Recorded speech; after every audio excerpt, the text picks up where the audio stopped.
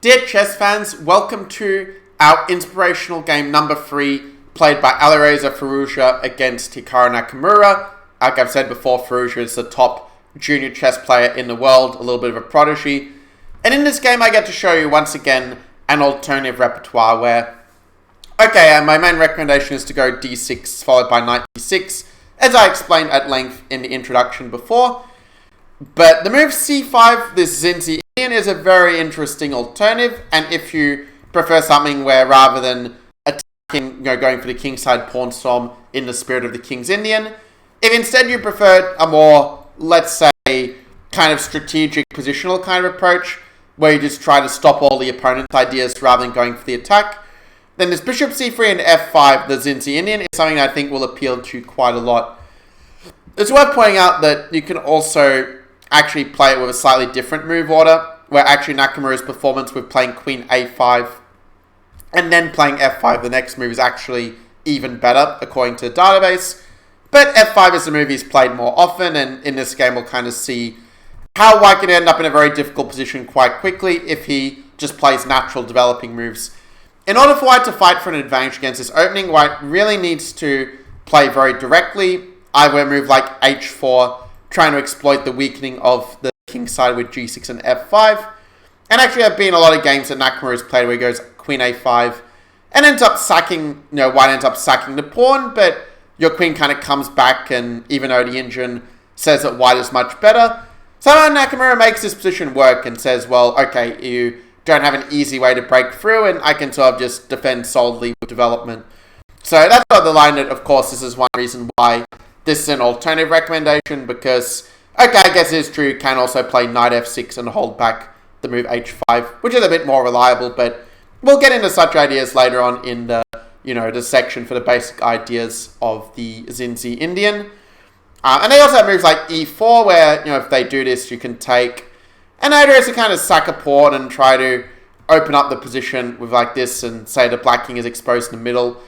But with the move e5, you can actually keep it locked and actually set up a little trap that has caught out quite a lot of players in blitz games, where they think you can just take e4 and simply win the pawn back. But here we have a nice little trick, and this is one where if you don't see it yet, you might like to pause and try to figure out what the move is. But if you see the move queen h4, winning the pawn with the fork, then well done. You just win the pawn. Actually, you can play queen e4, or you can even play like Nakamura with knight f6 and, bring this in that way. But yeah, that's sort of a nice little trick. Of course, White has better moves than fe4, but it shows how difficult it is for White to deal with it, that the most common move for White that Hikaru has faced even among strong players just basically leaves him White in a bad way. So now that we've seen what White should do, I want to focus more on what happened in the actual game. And once you kind of see the moves, the plan will just be kind of pretty obvious. After d6, we're just making sure that they're not going to play some, d6 move and open up the bishop like this or something. And also, knight f6 is kind of, it helps you prepare castling at some moment. White played a move knight to h3, which already strikes me as a very weird continuation. I mean, White's idea is he wants to go knight f4 and try to jump the knight into e6. But the reality is that that's not really that big of a weakness when Black can always, just take and just recycle the bishop that, quite frankly, isn't doing that much on c8 anyway. It's why a move like knight to f3 would definitely be a lot more reasonable, though it's still quite okay for Black. You can still do the same kind of plan as in the game to go after that weak pawn on c4, which you might notice the bishop is now a long way from defending it on g2. So after knight h3, Black goes queen to a5, and White naturally tries to defend the pawn with queen d3, but we actually see that queen d3 is quite a serious mistake. Probably your best bet is just to sack it and try to play for some compensation with the bishop. But it's definitely a little bit scary to, go down material right from the start against an opening that you're not so familiar with. But after queen d3, if you're going to defend the pawn, you should at least probably put the queen on one of these squares like b3 or c2. Because now the difference is after knight d7, Black is actually threatening to move knight to e5. So that means if White plays a move like castles, you can already, for example, play a move like knight e5 and actually win a pawn, because the queen is not able to keep the defense of the pawn c4 and keep safe at the same time. Computer says it's even better to go queen a4 and prepare knight e5, but computers don't know anything about chess. So let's go for the game bishop f4, which is a very human move, trying to at least recycle the bishop if they go knight e5. The problem is that after Hikaru's next move, this is a really nice move, by the way. This is what really sets up Black's whole win, so this is a good moment to pause if you want to figure out the right plan to sort of exploit the bad placement of some of White's pieces here. And the move for Black is to play h6. Now, granted, there are other good moves for Black. You know, the plan I mentioned of queen a4, knight b6, and winning this pawn is also quite good. But h6 is a little bit more aggressive because we're going for g5, and then the bishop has to move back, or you just take the bishop, but then knight e5, and you get that fork in an even better version than before. So White plays queen e3. I'm not sure what the idea is. I guess he wants to go bishop d6 and try to be tricky with the pin. But Black goes knight g4 and just gets out of it. Computer says, oh, you just go queen king d8 and, you know, move the king like, you know, like a Melbourne shuffle or something. But, you know, knight g4 also a good move. After queen to d2, Black played g5 to kick the bishop. And, okay, granted, queen e2 is probably not the best square for the queen, but White was in trouble anyway. And after bishop e3, the game stops here, but I'm guessing Nakamura probably played some move like knight d5 or knight b6. It kind of comes to the same thing. In any case, Firouzja resigned here, and it might seem a bit early to resign after just 13 moves, but if you look at White's position, White just doesn't have anything he can do here.